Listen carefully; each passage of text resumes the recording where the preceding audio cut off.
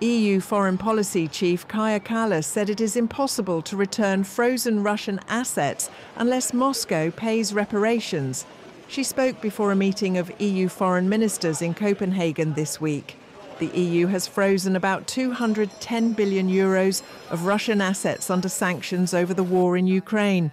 Ukraine and countries like Poland and the Baltic states want the EU to confiscate these funds to help Kyiv. But France, Germany and Belgium oppose this, saying only profits from the assets are set aside for Ukraine.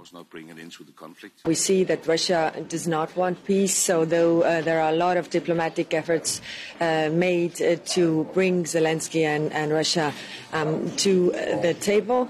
We can't possibly imagine that, if there is ceasefire or a peace deal, that these assets are given back to Russia if they haven't paid for the reparations. At the informal meeting of the EU's foreign ministers in Copenhagen, Danish Foreign Minister Lars Løkke Rasmussen stressed to keep up the push on Russia. We need to build up even bigger pressure on Putin. I think it's quite obvious that he's just dragging the time, trying to buy time and divert their attention from his continued attacks on civilians and infrastructure, and most recently also EU representation in Kyiv. The Kremlin will stop at nothing to terrorize Ukraine.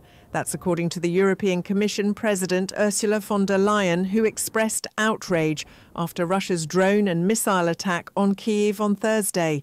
The assault killed 23 people, including 4 children, left dozens injured, and damaged the European Union delegation's building in the Ukrainian capital.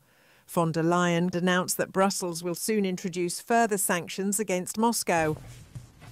We will come forward soon with our 19th package of hard-biting sanctions.